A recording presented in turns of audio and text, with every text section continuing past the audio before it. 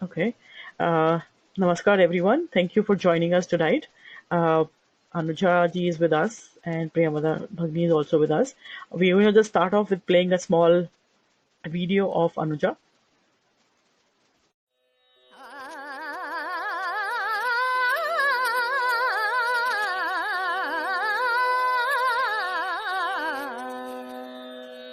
Music is a universal language. Everyone can relate to it. Let me give you an interesting example. Ting ting ting ting ting ting. Ting ting ting ting ting ting ting ting ting ting ting ting. It sounds very Chinese. Now.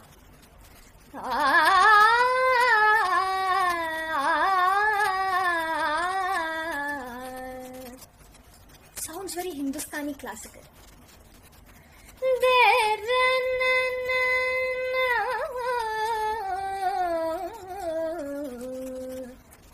Sounds very Carnatic.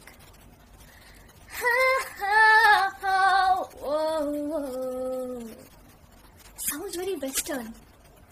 Four different musical experiences. You will ask, is there any commonality between them? Well, if you listen to it carefully, you will realize that the tune for all the four music pieces was exactly the same. But then what was different? The way in which the tune was interpreted by different cultures was the difference. And that is why you got four different and distinct musical experiences. Music and food are so similar in nature. Now take for example, if we take rice and give it to a Japanese, he might come up with a sushi. If you give it to a South Indian person, he might come up with a dosa. So the flavor and the recipe changes according to culture. But the basic element is the same. It is rice.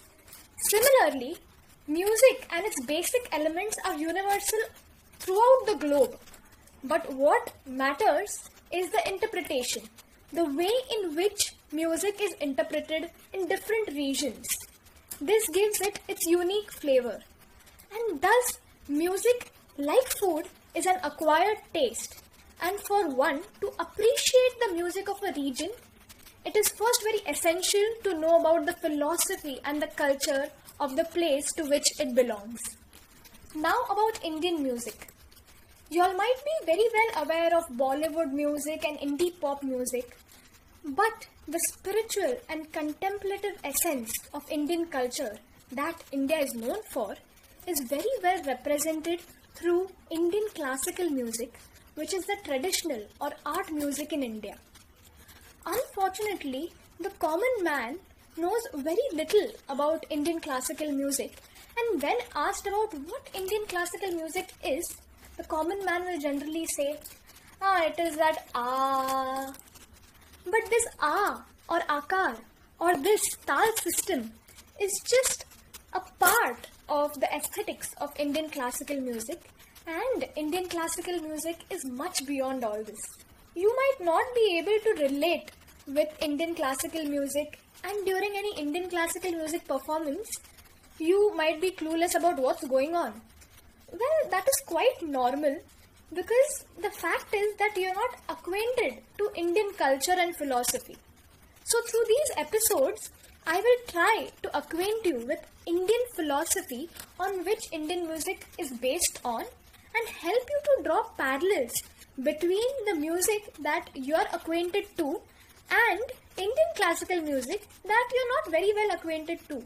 This will help you to at least appreciate the beauty of Indian classical music up to a certain extent. The audio there?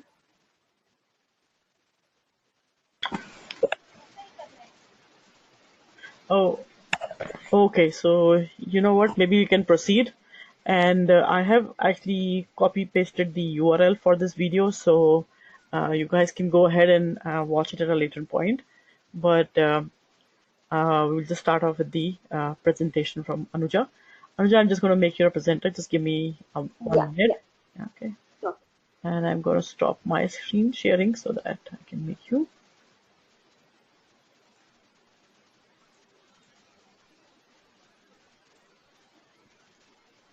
And while that's happening, I'll just mention some housekeeping rules. Those who have been attending our webinars previously are familiar with them. If you have any questions, please type them in the chat box, and we will ask those questions to Anuja. You're all muted so that everybody can hear the speaker clearly. Okay. Okay. So thank you, first of all, Sangeeta ji and Priyamvada ji for this. And well, hi guys, you've seen me in the video, now you know how I look, and probably you also know how I sound. You could hear a little bit of my audio. So let me just give you my introduction. I'm Anuja Kamath, and I'm a musician specializing in Indian vocal music. Personally, I'm really very excited to meet you all at Agastya Gurukulam this July. But well, before we meet in person, I guess it's destined that we meet online. Let me give you a little peek in my journey so far. Yeah. I was born in Mumbai in a family of lay listeners of music. Nevertheless, music always fascinated me since my early days, and it was when I was 8 years old that I started learning music formally. I was a good student, but somehow I could never relate to Indian classical music at all.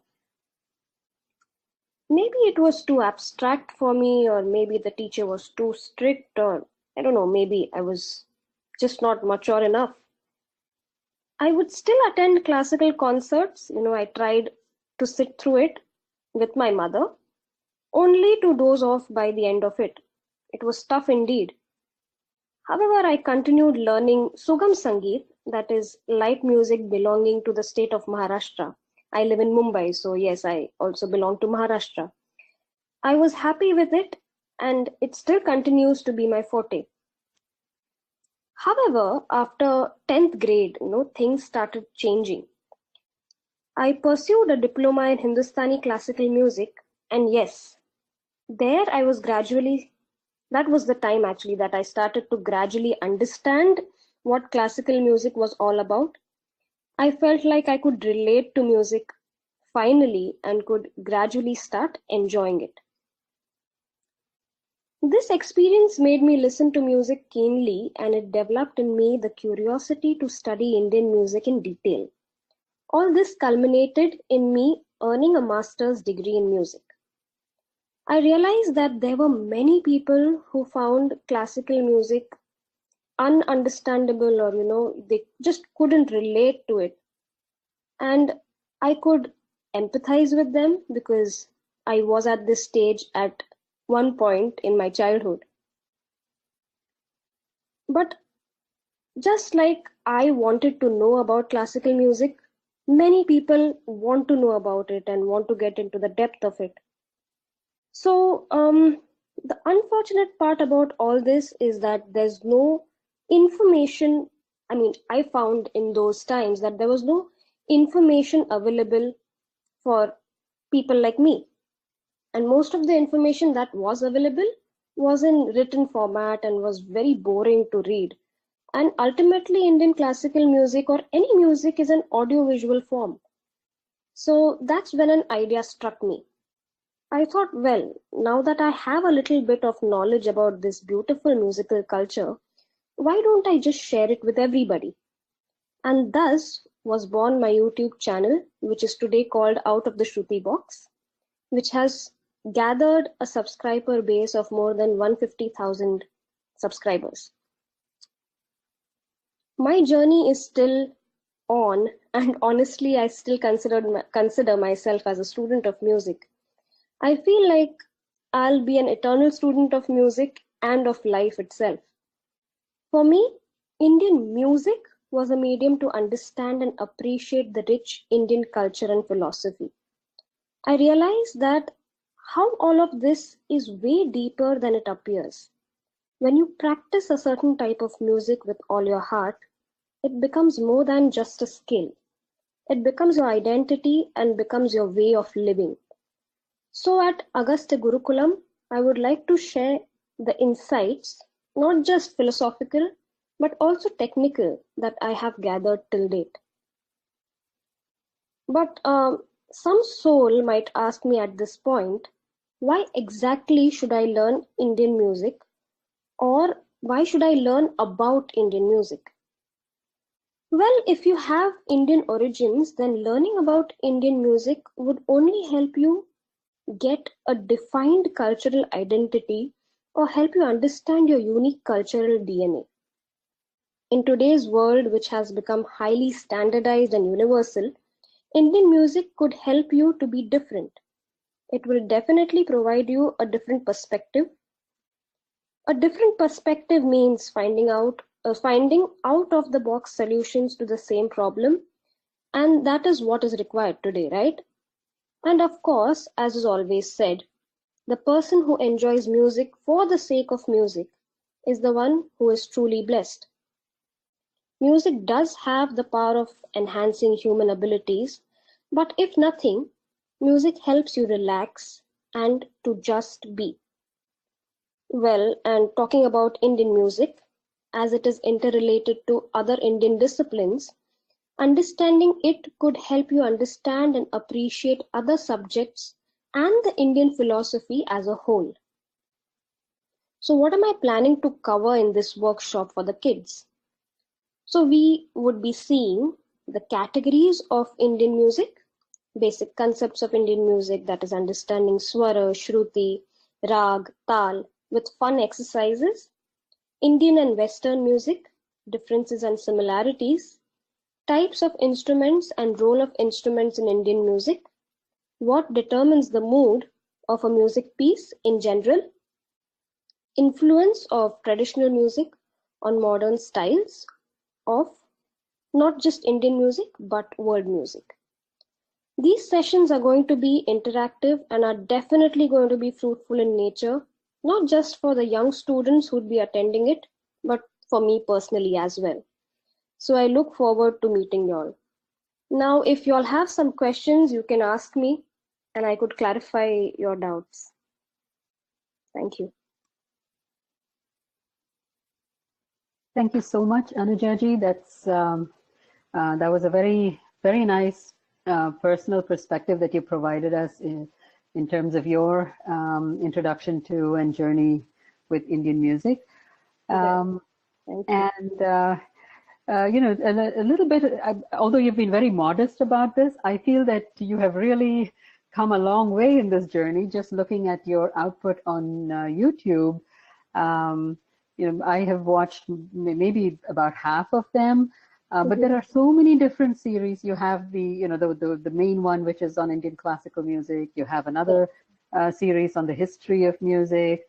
I've also seen some specific individual videos where you explore specific ragas. So there seems to be so much that you're putting out there. I also saw a blog on appreciating Indian music, which I didn't really have the time to explore in depth. So this seems to be like, you know, we can all see how much this is a part of your life. Are there other, besides the videos and the blog, are there also some other series out there on the internet that that you know we might not be aware of that we can inform the students and parents about? Oh, you mean other than my channel? In terms of, yeah, the work that you are putting out, you know, the different series that you have on classical music, the history, the ragas, the blogs, are there others too? Other videos or maybe performances or, you know, music appreciation type lectures maybe that are recorded in other venues? Is there anything else out there that, you know, people can listen actually, to? not really. Like, if you type my name, all that you can see is the work that I've done. So I think that's all about it. Okay, so it's all in one place. That's nice. So nobody's missing anything. It's all in one place. No, definitely not. Yeah. Okay, that's good to know. Now one question that I've had, and I'm not a musical expert by any means, is, you know, when you talk about Indian music, it's not written down. You know, that's something that's fairly well known. There's a system of notes which constitutes a raga. Now, when you compare it with Western music, you can see a sort of historical progression, right? There's the early Baroque music, and then there's the romantic stage, and then there's the contemporary style of music. So when it comes to Indian music, is it at all possible to trace the evolution of Indian music? And some of these ragas are, of course, very old, but is there any way of knowing how they might have been interpreted and sung by musicians, the last century or 500 years ago or 1,000 years ago? Do we have any information about that? Right. As I mentioned that music is an audio form, right? Unfortunately, of course, because of lack of technology, the audio was never recorded. So we don't know how it was sung back then, like a few centuries ago. But yes, we do know the historicity of all it. And well, you can say that we can trace it back to the Sam Vedas, but it naturally grew from it. And Sam Vedic music was basically chanting the mantras of the Rig Veda.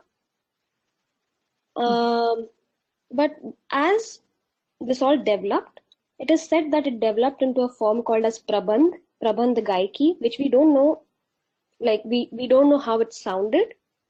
And then gradually you had the Dhrupad form coming in. And from Dhrupad, then you had Khyal, and today you have semi-classical forms as well. So it was all one after the other. That's how the historic evolution took place. That's the historic evolution of music in India. Okay. So there's folk music, on the other hand, folk music was always there. And I think I can elaborate on this better during the sessions. Sure, that's bound to be a fascinating subject. Right. Now, one thing that I'm sure a lot of students will have questions about is, when we, as Indians, when we listen to music, if we hear Hindustani music, we can recognize it as Hindustani music, and if you hear Carnatic music, you can recognize it as Carnatic music. What is it that makes these two unique? What is it that makes music Hindustani or Carnatic? And and are there singers who are equally fluent? I've heard you sing both styles, but is that something that you see a lot of, where somebody can be fluent in both styles? It's actually, I believe it's like being able to master different languages. So different genres of music are absolutely like different languages. And like each language has its own grammar, its own, literature. Similarly, these genres have their own kind of grammar and the way of treating the notes. Even when the 7 notes somewhere are universal throughout the globe, but the manner in which you treat it is very different. Just like the food that you eat, cultural differences come in. When you take rice and you give it to a Chinese man, he will come up with a dish. If it's a Japanese person, they'll come up with sushi. And that's what I mentioned in my episodes in the beginning, in the introductory episode. And you give it to a South Indian, they'll come up with a dosa. No, it's all about the treatment and the spices that you use, right? Similarly in music, it's about how you treat the notes and what instruments you use and what kind of ornamentations you use in your music. Sorry, I just wanted to say, your video people couldn't see the video. So Right. what you just said, how you were singing those different forms, if you can just do that for us, that would be amazing. Well, right now I would just ask you all to go watch the video because Okay, I'm putting you on the spot. I'm sorry. That's fine. But I would still say, like you asked me the question if it's easy to master different forms. It's not. Personally, even I haven't mastered it or anything. I just know like a few things of these genres, and I tried to like get it. But yeah, it's absolutely like dedicating yourself to learn one language. The deeper you delve, the more it is. Absolutely. And each one is an ocean in itself, so it can take a whole lifetime. Right. Now, with our students who are coming, it's going to be quite a mixed group, because there would be some students in there who have been learning Carnatic music for some time, others who have been learning Hindustani music, whether it's vocal or instrumental, and there'll be some who don't know anything about either of them. Yeah. So, and I'm sure you come across these kind of mixed groups quite often. So Yes. when you are doing something like, a session where you're introducing a group like that to music and enhancing their ability to appreciate music, how do you approach a group like that? Well, my whole approach would be to start from the grassroots, but at the same time, I'll see to it that the children who know it, they just know deeper about it and maybe look at it from a different perspective altogether. So that would be fair to everybody. Could you elaborate a little bit on that? Like when you say look at it from a different perspective? Right. So what happens is children are not told about the basic or the nitty-gritties of all of it. So I Hmm. think if I explain those aspects, then it will be for even the kids who are learning, it will just get more interesting. It's like if you cook, if you like eating food and you know how to cook it, it just makes it more interesting, right? That's true. Just Yeah. knowing some of the technicalities. Yeah. But for somebody who doesn't know anything about the technicalities of Indian Oh, classical you music, don't need to. Yeah. but still likes to listen, say, Right. how does somebody like that improve their appreciation of an Indian music performance when they don't know anything of the technicalities? Mm-hmm. See, it's not really necessary to know the technicalities. Like I mentioned, if you enjoy listening to music for the sake of music, then it's nothing like it. But for people like me who appreciate it after studying the technicalities, I think yeah, that would help. Knowing a little bit about, what a rag is or how does the concert, what is the flow of the concert. And knowing all of that could help you to sit through a concert, I feel. And then once you once there is like this connect, then it'll just develop further. It's a natural development from there Yeah, on. yeah. Yeah. So that engagement is necessary, that Yes, constant very attention, much. which It improves. might not be everybody's cup of tea, but if you don't try it, you will never realize. Right. So you also talked about just now about knowing what makes a raga, and that's probably something that for people who are not musically inclined, that's probably a huge mystery because Mhm. many of us know that raga is a certain combination of notes or swaras, Right. but then I guess you can have an infinite, not infinite, but pretty a very large number of these Yes, combinations yes, theoretically. But right. what makes a raga? Is it just that it is pleasing to the ear? Because you hear about musicians who discovered a new raga at some, they came up with their own. Well, yes, That yes. makes a raga a raga. Mhm. Um, what makes the rag a rag is basically, if you ask me from, like, if I have to give you an example, each rag is like an individual. So, knowing one rag or understanding one rag is probably like knowing or understanding an individual. If you see from that perspective, then you understand the philosophy of Indian music. It's not just about the melody of it. So if you say tomorrow that someone has invented a rag, many of the musicians would be highly skeptical about it because they believe that these rags have always existed Hmm. and the sages have worked on them. So yeah, it's very difficult to accept the fact that someone has come up with a new rag. It's always been there.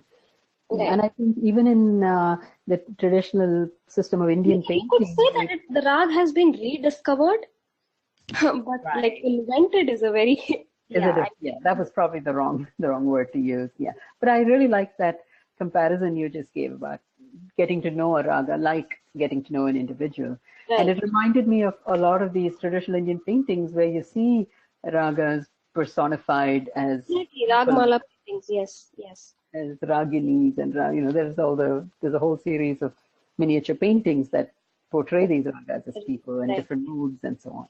Mhm. So those were actually the questions that I had. I have one question that somebody had sent me on over phone. So I'm just going to ask you that. Okay. And that is, can you learn instrumental music without learning singing? If you don't have any vocal talent or anything, can you still learn Indian instrumental music? Yes. Why not? But what happens is it goes hand in hand. You don't have to perform vocal music, but the music is as such that once you know about how it flows, then you can get it onto your instrument. So it always helps. It helps, but you don't need to perform, right? You can focus on the technical aspects of your instrument and explore how you could get the note on the instrument. Mm-hmm. But classical music, it all started with vocal music, and then the vocal music got into the instruments. So we call it Gayaki Ang. Right, So right, yeah. You don't need to like learn the vocals of it, but you should listen to it definitely and right. study it. Yes. There's hope for those who may not have Yes, that vocal absolutely. talent. They can still definitely Yes. look at instruments. Okay. And what is your, and the other question they had was, what do you think about fusion music? Is Bollywood music fusion? Because sometimes it sounds very Western, I guess, or sometimes it's based on a raga. So is Bollywood fusion music? And what do you think about fusion music? Well, if you talk about like contemporary fusion, then Bollywood music has a lot of influence of all the world genres. So it's like a melting pot. I would rather call it a melting pot. But if you talk about individual artists or independent artists who are working with fusion, what they're doing is they're consciously mixing two or more genres of music. But in Bollywood, I think it's more of like commercial music. It goes according to the market trends. Right. Yeah. Right. So that just sparked off another question in my mind when you were answering that. When we talk about all these world music trends, and there's, when you think of jazz, for instance, and it's highly improvisational. Right. Okay, so is it possible to think of a jazz performance in terms of a raga because of that improvisational aspect? Well, no, like rag is a different concept. It's very unique to Indian classical music. What happens in jazz music is they improvise with scales. Mm-hmm. Yeah, so that is like scale improvisation, which is very different from how rag is treated. So they're still two different worlds. Yes, but they can be like there can be a fusion of these two forms because there's a lot of similarity. Right, and we've You seen. can find similar not roots, sorry, like patterns. Right. And we've seen the coming together of jazz musicians with Indian classical Yes, musicians yes, and yes. duets and things like that. Right. So those were the questions I had on my phone. So I don't know if there's any on the chat window. Sangeeta Bhagini, can you see any? Yeah, there are few from the audience, so I will just go one by one.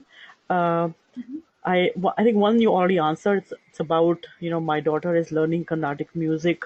Will you be addressing some other art form? And I think you are going to address some other art forms Yes, as well. So I yes, think, yes. and they're looking forward to it. And the other question I have is, there are three things which are common to both. All Carnatic concerts have abang as part of it. Are things like that included? And supplementary Q, if a student shows more interest in learning music, is there a way for them to get to practice more time or face time with the teacher?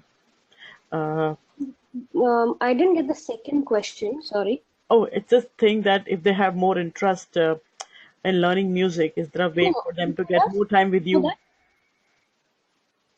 before that, It was like all Carnatic concerts have a bang as part of it. Are things like that included? Will be included in the program? all Carnatic music Abang, concerts abang, are, abang, I'm sorry, abang. ABBANG. Abang. Abhang. Okay, yes. So the question is, would I be including Abhang Yeah, in what? In like talking about Abhang or teaching Abhang? I think talking about abang is my guess. Yeah, like we would be touching the different genres of semi-classical as well. Okay, okay. So if yeah, I don't know if I would be teaching an Abhang. Like I could if you want me to. Yeah. Okay. And and is there more? What the third question was, if they could learn music No, if they are interested in learning a little bit more about music, can they get some more practice time with you? Uh, with me? yeah. Oh, like online? While they are there, or maybe later on online or something like that. Okay, Yeah. okay. Yeah, we could figure it out. We could figure it out after the workshops or during Okay. the workshop. Okay. While we are there, they say while they are there. Yeah, Well, I think we have to figure out how much time we have with other kids as well. yeah. Another question I have is, um, they wanted to find out what kind of fun exercises will the kids get to do during the program. Uh-huh. Right. So these would be vocal exercises. Also, I'm planning to introduce the Tanpura Okay. to the kids. What happens is many students just end up using the electronic Tanpura, Hmm. Okay. and I want um, especially the younger generation to appreciate the manual Tanpura. So I would be, and it's a very well, I wouldn't say technically simple instrument to play, but yeah, it's a tough instrument to tune. But I Mhm. want to like want the kids to experience it all and to start enjoying it, because once I started playing the Tanpura, like the whole experience changed. Mm. Okay. So even if you're an instrumentalist, I think playing the Tanpura is a very, very important aspect of learning Indian classical music, be it Carnatic or Hindustani. Hmm. So all these activities, and yes, rhythm-oriented activities. Uh, Somebody just sent me a question asking me, do you have kids that are really really young, like under 10, under 8, who show an interest in learning the way you're teaching? Oh yes, there have been kids. Okay. Uh, okay. Uh, I think that's all I have from the audience. Uh, Right. uh, Priyamada Bhagni, you have anything else in your that came to your mind? No, and I think we're right on time, so Yeah. it's a good place to stop because I know Anujaji has to leave at 11 and it's already a couple minutes past. So I want to thank you so much for taking the time out of your busy schedule. And I know you're on a very rushed schedule. For audience members who may not know, she's in Canada and she briefly visited the US. So next time we should, try to organize something where we can actually get to hear her perform as well. Yeah, sure, sure, sure. But thank you so much for taking the time out to meet with our students and their parents. Thank And you so much. Thank you wish so you much. a very pleasant rest of the stay here and looking forward to seeing you at UnmeSa. Same here. Same here. Thank you, everyone. Thank you.